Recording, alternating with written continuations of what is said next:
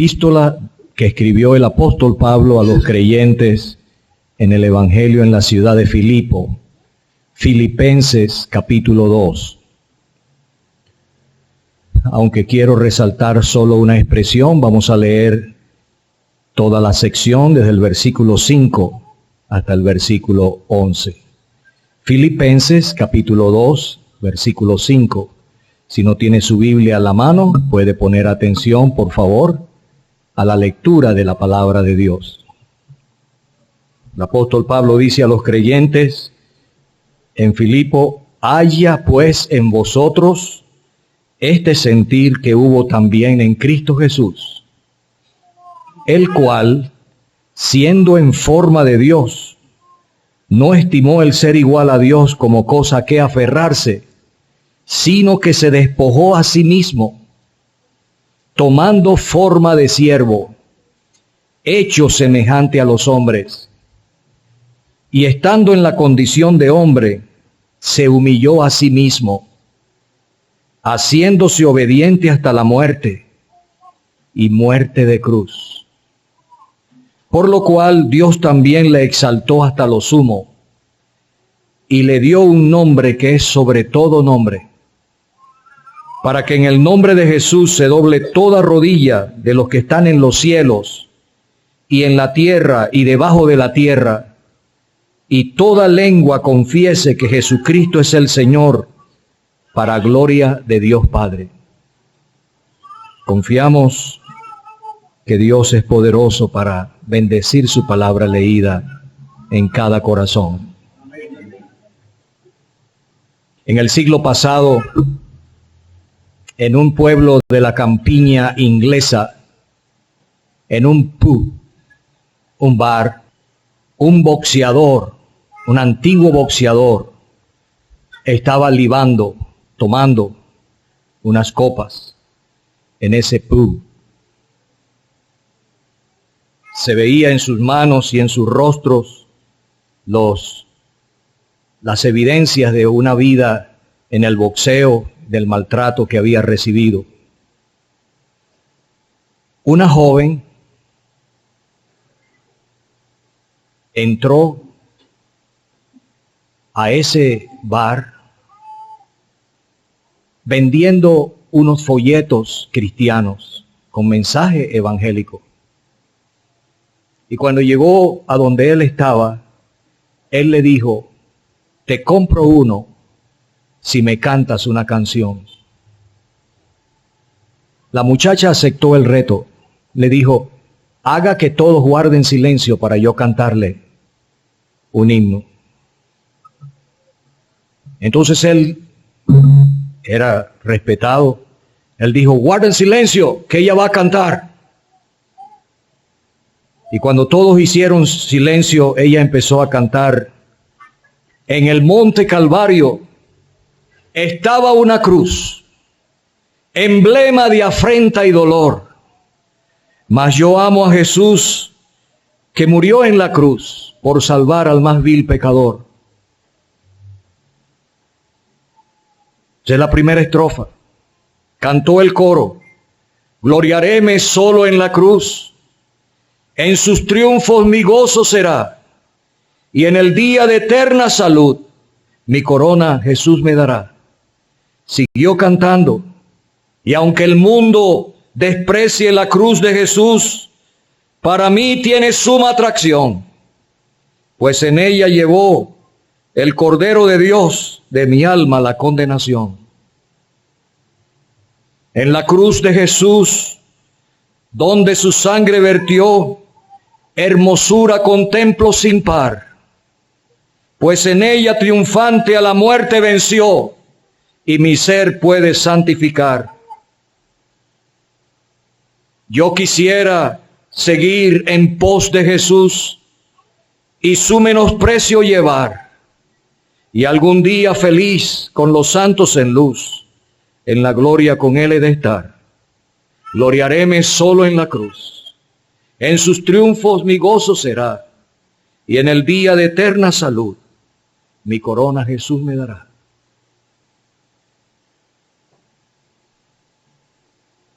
Él pagó el folleto pero las palabras del himno quedaron grabados en su alma. Y pronto él llegó también a apreciar a aquel que murió en la cruz, que murió y fue sepultado y resucitó al tercer día. ¿Está oyendo? Hay uno que venció la muerte, y de ese es el que te estamos predicando. No cierres tu corazón a él, no lo ignores más. Y el hombre llegó a convertirse a Cristo, y el resto de su vida la dedicó a predicar por toda aquella parte sur de Inglaterra a aquel que murió en la cruz para salvarle a él. De este pasaje de la palabra de Dios quiero usar la expresión muerte de la cruz. Muerte de la cruz. El apóstol Pablo escribió esta carta estando preso en Roma. Como él era ciudadano romano, tenía ciertas prerrogativas y tenía una casa por cárcel por 2 años completos. Y él podía pensar, lo máximo o lo peor que puede pasar es que me sentencien a muerte. Pero no me van a dar la muerte de la cruz porque soy ciudadano romano. Pero a mi Señor, a mi Salvador, a mi Dios, le dieron la muerte de la cruz. Y él dice, la muerte de la cruz. Esta expresión primero nos indica la excelencia del alma del Señor Jesucristo.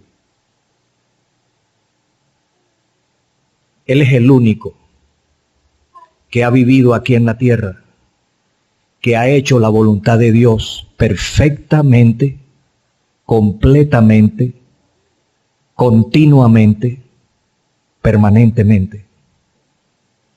Todos los demás hemos pecado 1000 veces 1000 contra Dios.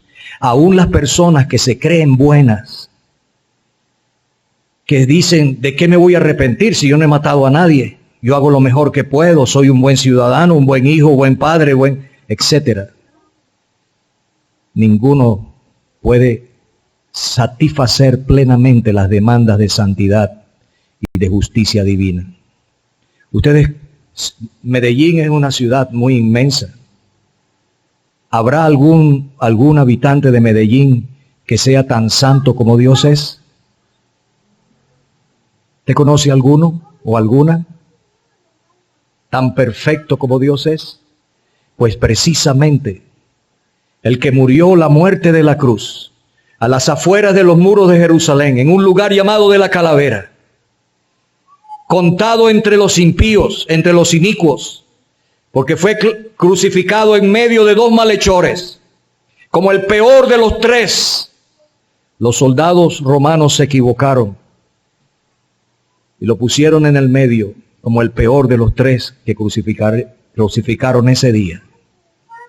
Pero ese es el Hijo eterno de Dios, que se encarnó, que llegó a ser un hombre sin dejar de ser Dios, y vivió e hizo perfectamente la voluntad de Dios.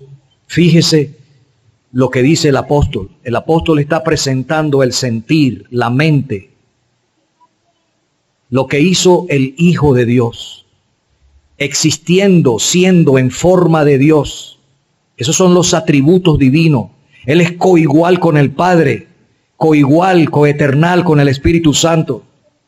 No estimó el ser igual a Dios como cosa que aferrarse.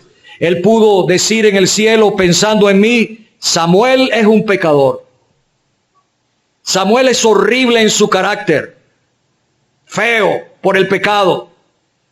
Lo que merece es el infierno, que se pierda. Yo no me voy a preocupar por él. Si él hubiese sentido eso, era lo justo. Yo era un pecador que merecía el infierno por mis pecados, que no merecía el cielo. sino la perdición eterna. Pero él se despojó a sí mismo. No mantuvo sus derechos como nosotros. El que me la hace, me la paga. ¿Usted ha oído eso? Yo soy bueno por las buenas, pero el que me busca me halla. Así dicen por allá en Venezuela. No sé si lo dicen aquí en Venezuela también. Somos horribles, aborrecibles y aborreciéndonos unos a otros. El Dios Santo nos ve y nos ha puesto a todos en una misma plataforma. No hay diferencia, por cuanto todos pecaron y están destituidos de la gloria de Dios.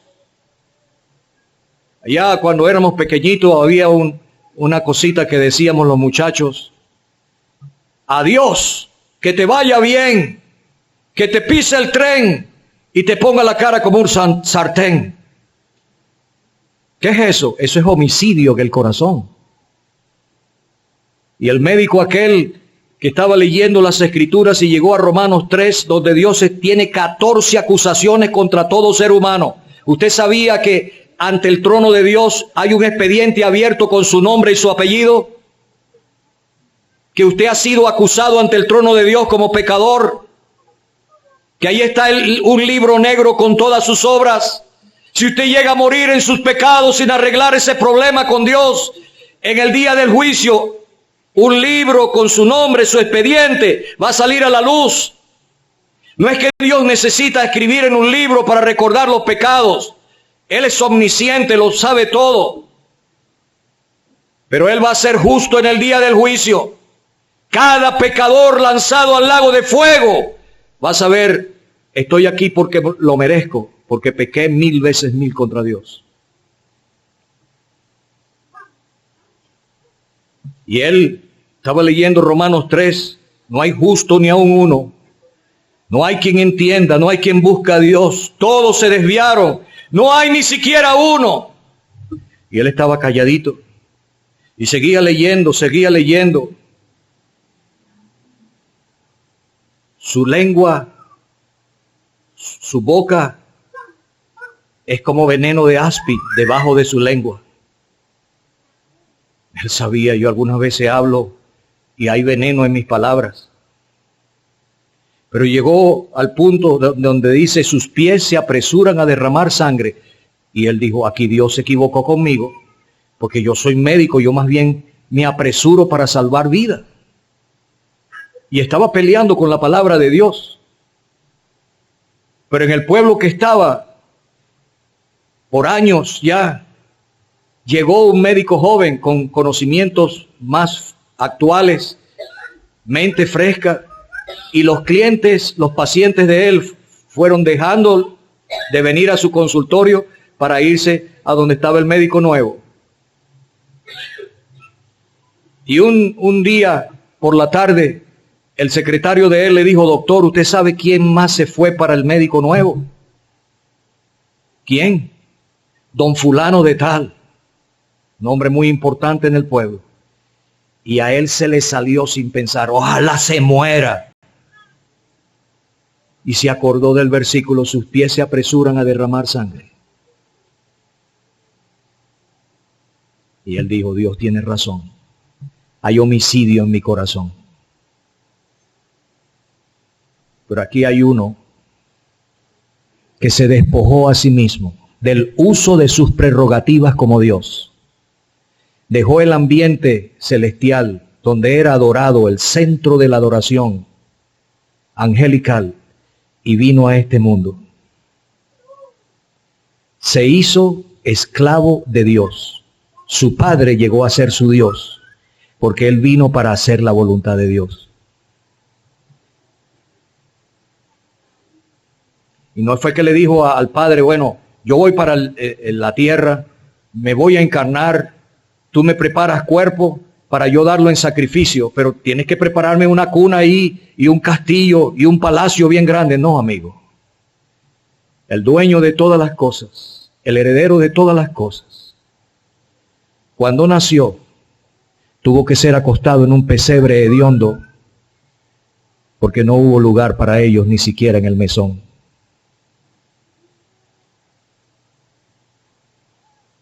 Y dice, estando en la condición de hombre, se humilló a sí mismo,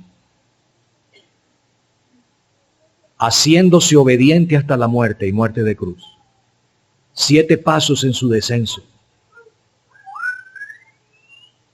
No solamente llegó hasta allí, sino que fue obediente hasta la muerte y muerte de cruz. Dios había dicho en su bautismo, este es mi Hijo amado en quien tengo complacencia. Él sí tenía un carácter perfecto. Hay personas que tienen una parte fuerte de su carácter y hay defectos en su carácter. Él no, tiene un carácter balanceado. Él sí es el más hermoso de los hijos de los hombres. Te estoy hablando del hombre perfecto, el Hijo de Dios encarnado, que dice el Salmo 45, eres el más hermoso de los hijos de los hombres. Es infinitamente mejor que Messi, mejor que Cristiano Ronaldo, mejor que la selección de fútbol femenina de Colombia, que llegó a cuartos de final en el Mundial. Te estoy hablando del más hermoso de los hijos de los hombres. Él nunca perdió el control de sí. Él siempre fue amable, balanceado, lleno del Espíritu Santo. La excelencia del alma de Él, consagrado enteramente a la voluntad de Dios, aun cuando sabía lo que significaba la muerte de la cruz, Él no dio un paso atrás. En Getsemaní le dijo al Padre, si es posible, estaba de rodillas, separado como a una distancia de un tiro de piedra de sus 3 apóstoles que estaban adentro del huerto de Getsemaní. Y le dijo, de rodillas, empezó de rodillas. Padre, si no es posible que pase de mí esta copa, este cáliz, sin que yo lo beba, no se haga mi voluntad sino la tuya. Vino la segunda vez y dijo, Padre, si no es posible que pase de mí esta copa, hágase tu voluntad. Vino la tercera vez y terminó postrado sobre su rostro, en su angustia. Sudó, pero no sudó gotas de sudor normal, sino grandes trombos de sangre que cayeron a la tierra, dice el doctor Lucas.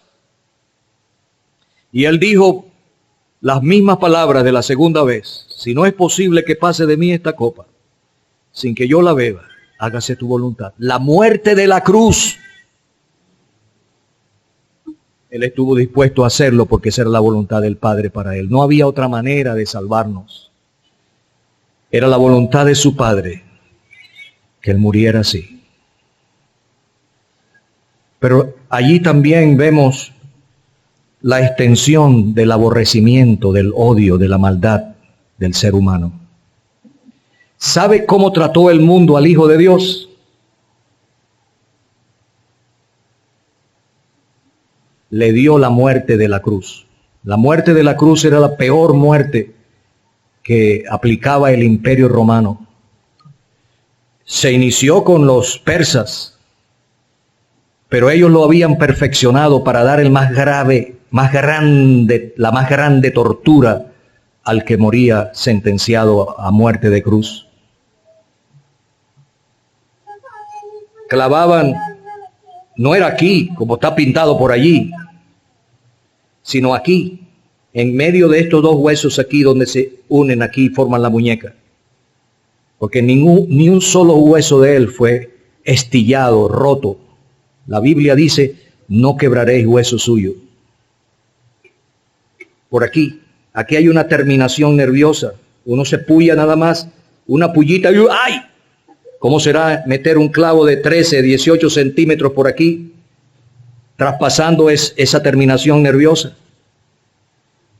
Otro por aquí.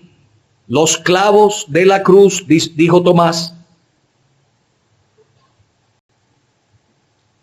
Y entonces, ya clavado en las manos abiertas, torcían el esqueleto, ponían los muslos, las piernas del sentenciado a muerte torcidas, y los 2 pies quedaban uno sobre el otro. Entonces metían un clavo por el talón, sin tocar los huesos, entre el tendón de Aquiles, traspasaron y lo clavaron.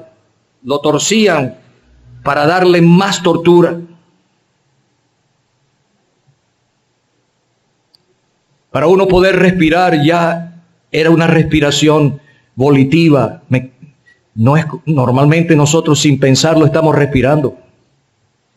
Y para poder respirar, usar este músculo que ayuda en la respiración, tenía que afincarse sobre el clavo que traspasaba sus pies para poder respirar.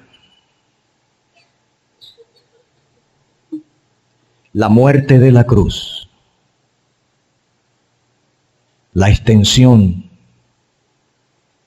de la maldad del hombre, así que trataron a su Creador. Y algunas veces cantamos la cruz sangrienta al contemplar, do el Rey de Gloria padeció. Riquezas quiero despreciar y a la soberbia tengo horror.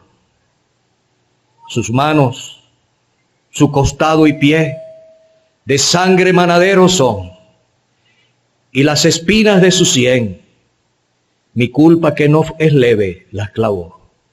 Si yo hubiese estado allí sin la asistencia de la gracia de Dios, y hubiese sido uno de los soldados de la compañía que se burló de él, que le coronó con una corona entretejida de espinas, y le golpeó con el palo que le pusieron en la mano sobre la cabeza, y le escupieron con gargajo grueso, yo también hubiese hecho lo mismo al Hijo amado de Dios. ¿Usted cree que usted no se hubiera portado tan bien como ellos? El gobernador Pilato sabía, no hay causa digna de muerte en él. Le soltaré, 3 veces lo digo. Pero él era un hombre cobarde, como hay muchos que son cobardes. Y son los que encabezan la lista de los que estarán en el lago que arde con fuego y azufre. Pero los cobardes e incrédulos son los que encabezan la lista. Él era un cobarde, un hombre aguado. Entonces él pensó, oye, ahí está Barrabás. Este hombre tiene que morir. Lo voy a presentar. ¿A quién queréis que os suelte? Como es normal, yo le suelto un preso a la elección del pueblo. Él estaba seguro que ellos iban a decir que Barrabás no lo suelte, ese bicho malo. Y Jesús, llamado el Cristo, suéltalo a él. Pero hicieron todo lo contrario. Suéltanos a Barrabás. ¿Y qué haré de Jesús llamado el Cristo? Sea crucificado. Pero qué mal ha hecho. Sea crucificado. Y él se asustó. Así fue que trataron al Hijo de Dios. ¿Cómo lo has tratado tú? ¿Te has avergonzado de él? ¿Has sido apático, indiferente a él? ¿No lo amas, verdad? Yo también era así. Cuando yo iba solo a la reunión, que no había ni mis hermanas ni mis padres conmigo, yo buscaba una bolsa, metía la Biblia que estaba allí, que llevaba, que era mía, para esconderla.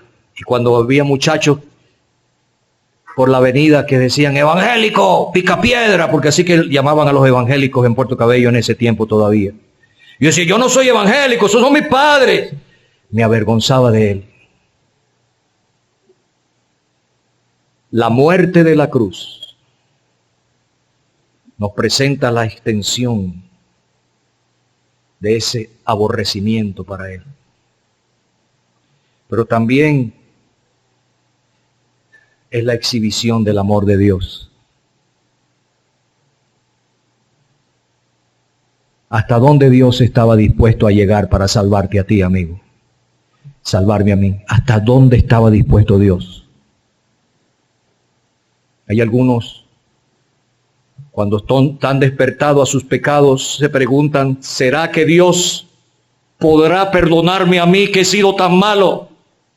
¿Será que Dios me puede aceptar a mí? No, esa pregunta no tiene lugar. Mira el Calvario, de tal manera amó Dios al mundo que ha dado a su Hijo unigénito. Darlo es darlo en sacrificio. La muerte de la cruz es la exhibición del amor de Dios, hasta donde Él estaba dispuesto a salvarnos a nosotros, hasta dar a su Hijo y Él muriera en la cruz, cruenta, vergonzosa, salvaje, la muerte de la cruz. No dudes que Dios te ama, que quiere salvarte. Para poder salvarte, Él tenía que hacer justicia, porque Él tiene que castigar el pecado. ¿Sabe lo que hizo Dios? Dio a su Hijo y no escatimó ni a su propio Hijo, no lo perdonó. En la cruz del Calvario, 3 horas primeras, desde las 9 hasta mediodía, Él no se quejó cuando le clavaron, cuando le crucificaron. Amigos, a Él le quitaron las ropas, hasta la túnica de más adentro, se la quitaron, desnudado, despreciado, deformado, maltratado en la cruz. Por 3 horas no se escucha a Él abrir la boca para decir, ¡ay, me duele! No. Pero entonces hubo tinieblas sobre toda la tierra al mediodía, por 3 horas más, y 3 horas después se oyó clamar a Él en lengua aramea, Eloi, Eloi, lama sabactani, que traducido es, Dios mío, ¿por qué me has desamparado? ¿Hasta dónde estaba dispuesto a llegar a Dios para salvarnos a nosotros, pecadores dignos de su justo juicio? Hasta dar a su Hijo, y no lo perdonó en la cruz.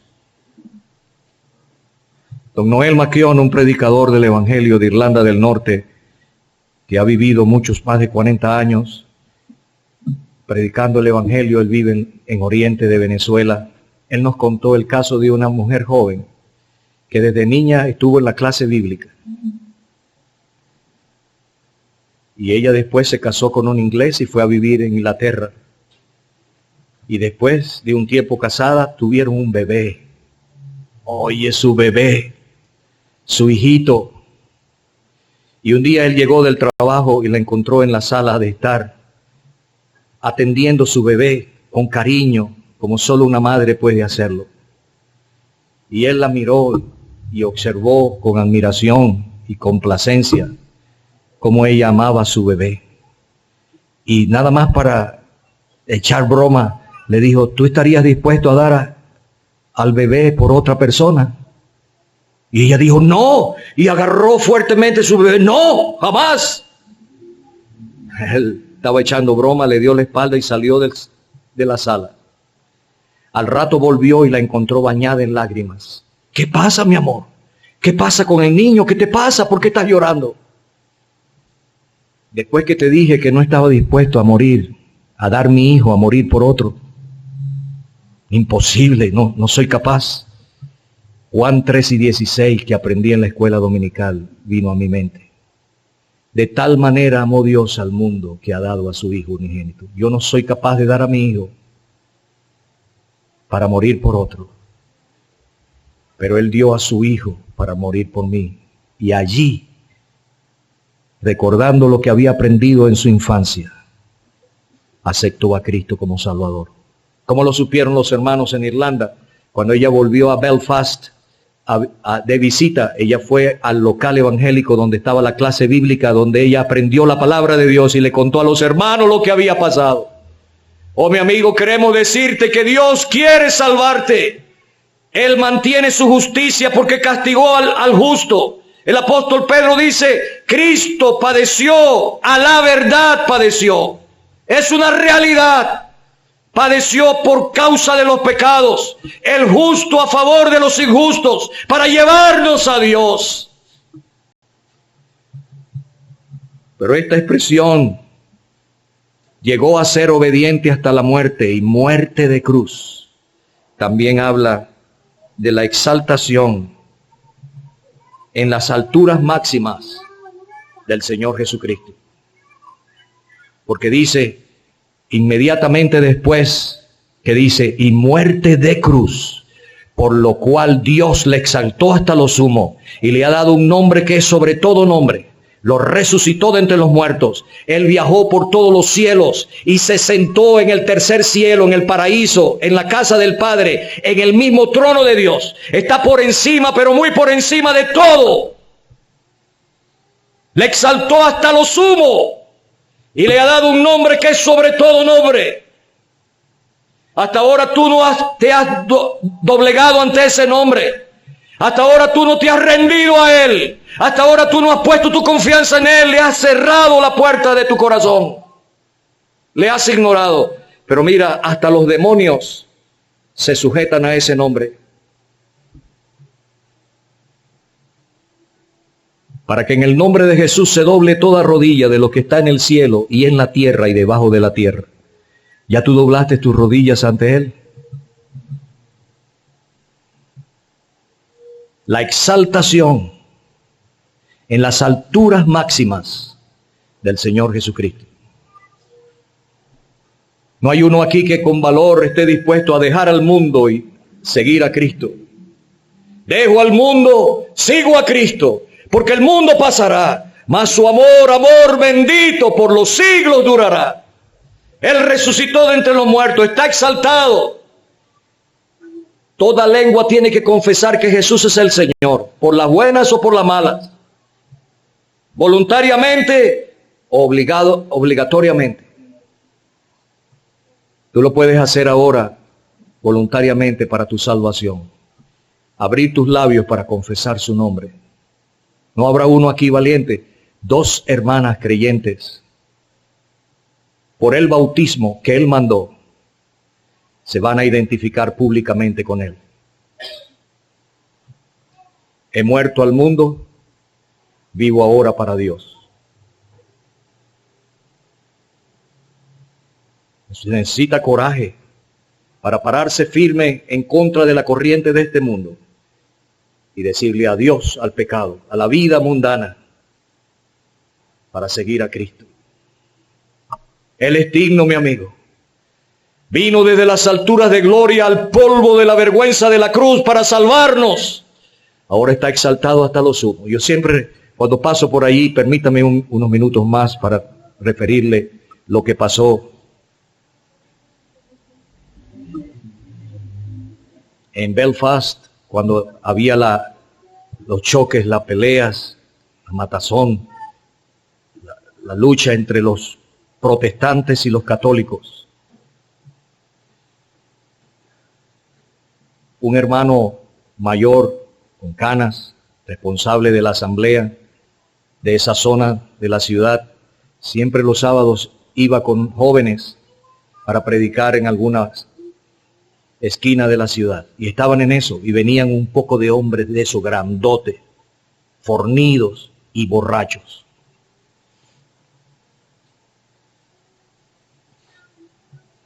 Y llegaron donde ellos estaban predicando. Ellos eran católicos. Y uno de ellos, borracho y agresivo, dijo: ya doblaron la rodilla ante María. Todos los jóvenes creyentes que estaban allí miraron al hermano de más antigüedad y de experiencia. Uno no tiene que estar adorando a criaturas antes que el Creador. Pero ellos miraron al hermano y el hermano recibió gracia de Dios para responder. Él alzó la voz y dijo: no solo las rodillas, sino hemos doblegado el corazón ante el Hijo de María. Y los borrachos dijeron: bueno, está bien, y se fueron. Porque lo que le querían era darle piña duro, golpe. Pero él recibió sabiduría del Señor para responderle a esos violentos hombres. No solo las rodillas, hemos doblegado el corazón ante aquel que respondió por nosotros en la cruz, amigo. Ese es el Salvador. Tú puedes ahora voluntariamente doblegarte a Él, aceptarlo a Él como tu Salvador, entendiendo Él también murió por mí. Él es mi Salvador y mi Señor. No endurezca más tu corazón, no aplaces más. No te burles más, no seas indiferente más. El apóstol Pablo fue el último de los testigos que él estableció como testigo ocular del el resucitado y glorificado. No te estamos hablando cuentos de camino. El evangelio, la verdad de las verdades. Cristo murió por nuestros pecados, fue sepultado y resucitó al tercer día. Y en la semejanza de su muerte, sepultura y resurrección, estas cristianas van a identificarse con él en el bautismo. Que el Señor te ayude y él bendiga su palabra.